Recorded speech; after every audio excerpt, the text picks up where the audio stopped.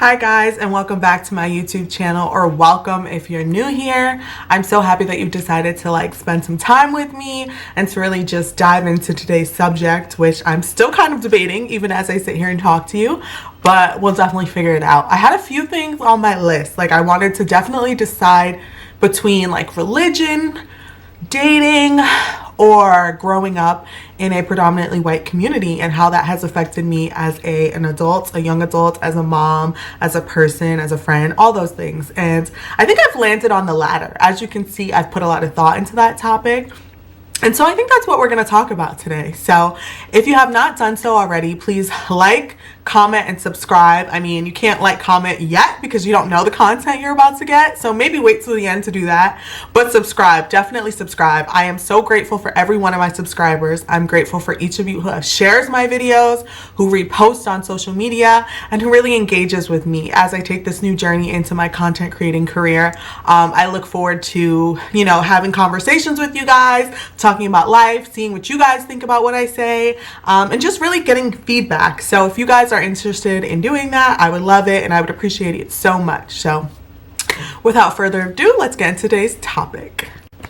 So today I want to talk a little bit about how growing up in a predominantly white community has affected me and has shaped the way that I think about things, the way that I show up in life, and basically how I just move through my day-to-day. For those of you who don't know, I live in New York. I live in Orange County, New York. I'm not going to say the town because private, but if you follow my social media, you can probably see I've tagged it a few times. So if you really care, you can go and look. I don't care, but I just not going to share that for safety reasons. But I did grow up in a town that was predominantly white. And while it's getting more diverse each year because people are coming up from the city and living here, especially with the rise of working from home, it is still a predominantly white neighborhood. And I didn't think that that had any real effect on me until the past few years or so. I thought that, it was just my life. I didn't really think about it too much. It didn't really shape me at all, but I see that it has. And I don't want to take everything back to dating, but it does affect that too. So I want to share a little bit about that.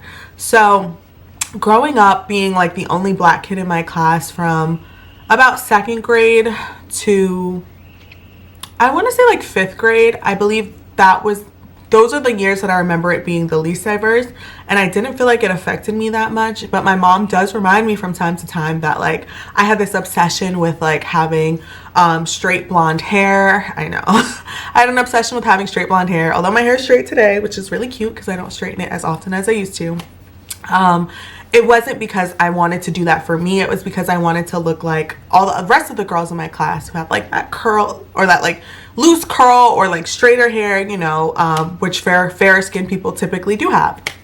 And so I also only really liked playing with Barbie dolls that had straight hair, long hair, and there weren't many black Barbie dolls back then. So I am 25 years old, and when I was in second grade, I was 7 years old. So you do the math. I'm not doing that. I was actually 6 because my birthday's in November. I turned 7 the following year. So I was 6 when I was in second grade, and they didn't have many Barbies that looked like me, and they didn't have many baby dolls that looked like me. You might have 1 or 2 in the shelves, but not that many. And I felt like that really kind of affected me as far as seeing people that looked like me being celebrated, played with, and just having it normalized to have a darker complexion and to be Barbie or to have the Ken doll look like a black man. I didn't see that a lot. And also I grew up in a separated household. So my parents are divorced, and I didn't see firsthand black love or have a romantic relationship that I looked up to growing up. So that also kind of plays into it a little bit. But to stay on topic, we're just going to talk about the lack of representation, or the lack of representation, the lack of y'all know what I'm talking about. You watching the video, I'm all over the place, so ignore me.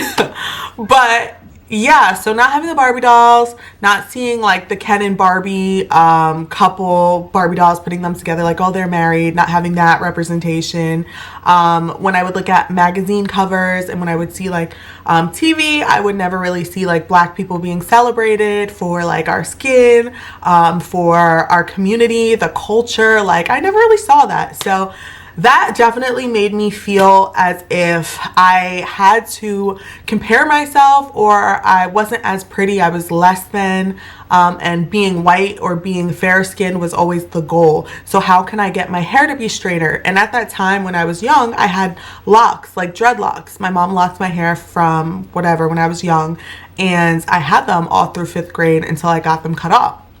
And so, you know, I just really didn't feel pretty. I didn't see the beauty in my complexion. I didn't see the beauty in my hair. I didn't see any of that. And so I think now, being an adult, being a 20-something, and predominantly having had dating white males because of the, I don't want to say access to black men, but also because of the way it was conditioned in my head that, like, the hottest guys that were always talked about were the white guys. I never felt like the black men in my schools or in my community were like talked about as far as like, oh, he's so hot, he's so attractive. I feel like maybe there was one or two, but then I would see them with white girls, and I never felt like they were into black girls. And so I think that just seeing that and being exposed to that was always kind of something that lived in the back of my head, like, oh, they don't like you, like you're not as good, like you're good, but you're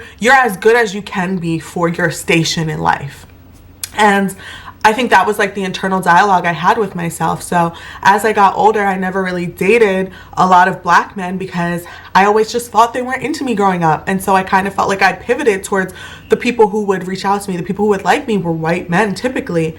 And I don't think I really thought about it consciously until I was asked by a lot of my friends, like, and my family members, like, oh, like, do you date black men? Do you like black men? And I was like, I do. I just never really considered them an option. I just felt like I was more drawn to white men because I felt like that's who liked me my whole life. So I kind of just pivoted in that direction. But now that I'm older and I'm exposed to more people, and I'm exposed to, I'm seeing more representation, I'm seeing black couples thrive, I think that I am in a place where I'm like, wow, like I really want to have that like black love. I really want to have that be my story. Because I never thought that was possible for myself. So that's something that I want. We're going to pivot a little bit. Because this whole thing wasn't about love. And that specific topic I was talking about is a specific topic. One of the other sides of that, and growing up in a place that's not very culturally diverse, sorry if I say a lot. It's just part of my language. I'm sorry. I'm working on it. So growing up in a place that wasn't very culturally diverse, I also was seen as like a pretty black girl. I was never a pretty girl. I was a pretty black girl. And I remember one of my best friends when I was in high school told me like, you're the prettiest black girl in the school. And there I go again with that station. Like I could never rise above just being just being pretty. I felt like I could never be just pretty. I was the pretty black girl. And so it was like, for what I am, I'm the highest I can be. Not in general, just in my lane. And at the time, I was like, thank you. Like, that's so nice of you. What a compliment. Like, I appreciate that so much. And like, I feel like now I'm so embarrassed that I didn't think of it as an insult at the time. I wasn't very culturally aware. I wasn't aware socially. I don't know. I wasn't aware in the ways that a person should be aware. But also, I give myself grace because a lot of us aren't aware when we're younger. We're not aware of how the things we say affect people, and the deeper, the sub message that's getting, the sub message that's coming across when we say these things. So for me, I didn't say that, and now looking back, I should have been like, that's not really appropriate, or that's not really a compliment. But I didn't say that, and you know, there's always wishing you could go back. And I think that the message that taught me was that I should be grateful anytime somebody likes me, or anytime anybody is attracted to me, because I am here, and they could have chosen here, but they chose me, and so I should be grateful. And that is something that I've had to unlearn. I think in a lot of aspects of my life, I've always made it seem like I was the lucky one, when that makes it seem as if I'm not valuable in and of myself. Like nobody is lucky to have me. I am simply lucky to be accepted into spaces. But I feel like at this point, I feel like I'm the prize. I am the valuable one. I am the one people should be fawning at. Okay, I'm going too far. But I am a prize in and of myself. I don't need somebody to value me in order to be valuable. And that's a piece of information that has like changed everything for me. I don't know if had I been thinking that way when I was 17, 18, 19, 20, that I would have put myself in a lot of positions that I did put myself, that have caused effects on me and have changed the way that I am moving in this world. So I definitely am grateful for learning that lesson, but some lessons shouldn't take so long. And some lessons are, you kind of wish that you didn't have to learn in a certain way. Like, I wish that I didn't have to know that I was valuable through constant people abusing me, and not in a physical, and I don't want to trigger anybody, so I'm not saying physical abuse, mental abuse. I'm just saying in a way, abuse in the sense that I was taken advantage of because I did not see something in myself that I should have saw, and because of that, I was treated like this when I should have been treated at this level. So if that makes sense, you know what I'm saying? If you get it, you get it, you know? So that's also, you know, how that has affected me. And I want to say something else off to a lot of other cultures. And I think that not only in the dating world, I just think as far as having a well-rounded point of view, as far as how I saw other cultures, how I relate to other cultures, I feel like I wish I had been exposed to different people with different backgrounds more frequently, because I think that is one of the best ways to recognize the humanity in others, is to be exposed to them. And I wish I had that opportunity. I wish that I saw a whole bunch of different kinds of people when I went to school. I wish that the popular people in my school weren't just people that all shared a similar skin complexion, or all shared the same type of hair, or all shared financial, you know, like they all had the same kind of financial background as far as what their parents did and like how much money their families had. I wish that there were more people that were like on different levels. I think that that's one of the ways that we can empathize with one another. We can be united with different communities, is by being exposed to them. And I also just want to say, like, there's no blame in this. Like, I don't blame anybody in particular for being popular. I don't blame anybody in particular for not diversifying a community, because I'm not talking about that. Like, there are little things we could go in here and there, but we're not talking about that. I'm just simply talking about my experiences and how I feel they have affected me now at the raw age of 25, as a woman, as a mom, as a friend. And I think that's important to talk about, because it's through videos like this that we can really see things. Like, some of you guys might have never have thought of this, or might have been in a similar situation, had never seen like, oh yeah, like I guess things could have been a little bit different. Or I guess like, yeah, like it did affect me, because I didn't think it affected me for a long time. And I look back now and I'm like, oh my gosh, it really did affect me. So it's important to just be open-minded and just understand that there's always going to be things that could have been different. And just because somebody's speaking about their specific situation when it could have been different, doesn't take away from you and your story. So I want you to remember that.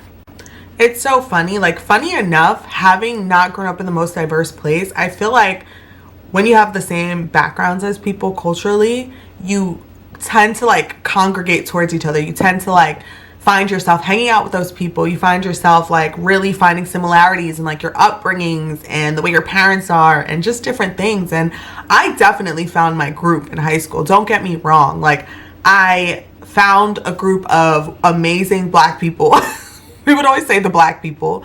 I found an amazing group of Black people, brown people, and even some white people too, who had similar upbringings, had similar backgrounds, and we never felt like we had to like tone ourselves down when we were with each other. We never felt like we were being oppressed or like we were this or that. Like, it was just us being us in that group. And I'm very appreciative of that group of friends that I had, and that I'm still friends with some of them today that I still have, because if it weren't for them, I feel like I might have not have ever had that, because I didn't go to a HBCU, and I felt like a lot of Black people do choose to go to those schools because they want to be in communities of people that look like them, because a lot of us, not a lot of us, but some of us are in communities that are predominantly white, and so we don't necessarily know what it's like to grow up around people that all look like you. So we like long for that, and we choose an HBCU, not just for that reason, but that is a big plus. So I definitely am grateful for that group of friends I had in high school. I'm like thinking about all the times we had, all the funny memories we had, and it was really just a good time. You know, I felt like I'm so happy that I'm Black. I'm so proud to be a Black woman. I'm proud to feel like the sun is kissing my skin when I go outside, and feel like when it's golden hour and I feel like my melanin is just like looking very caramel and shiny, and the sun is just hitting me. I'm liking when the sun is hitting the whites of my eyes, and my teeth look white, and my skin looks so bronzy and golden. I love going on vacation and tanning, staying in the sun, and just, you know, I love everything about being Black. And I'm so grateful that God made me a Black woman. And I'm happy to say that. Like, I think there was a time where I felt less than. I really did. I felt less than. I felt like if I was a pretty Black girl, I could never be just a pretty girl. I was always just going to be a pretty Black girl. And I felt like I was always going to be grateful other people liked me, like I had said. And if somebody liked me, I'm so lucky that I'm liked. And I'm just so grateful to have evolved past that mindset, and to be in a place where I am seeing the beauty in myself, the value in myself, the value in people that look like me and our culture. And yeah, I'm just so grateful for that. And I hope you guys are too. Whatever background you are, wherever you're coming from, I hope that you see the beauty in yourself, even if it's not what society tells you is beautiful, or where you grew up, or what the men in your area are attracted to. I hope that you can see the beauty in yourself, and you can attract the love you deserve, but mostly just give it to yourself. I think that that is the overall message of this video, is to just attract the love you feel you deserve, and know that good things are always coming to you. Good things are always happening. Bad things are happening too, but we're not focusing on that. Good things are always happening to you because you deserve it. You're beautiful, you're special, you're amazing, and happy International Women's Month, you know? Just happy International Women's Month. So I hope you enjoy this video. I hope you like, comment, and subscribe, please, please. And if you are already subscribed, turn that bell notification on so that you can always be up to date with new videos coming out, as I will update them on social media and like show you guys reels or videos or photos from my videos that I'm making. I want you guys to also just be tapped in and tuned in. So thank you for visiting Thailand. I can't wait to see you guys next time, and please let me know what you wanna like hear me talk about next. You know, I'm trying to just mix it up. So I will see you guys next time. Love and light.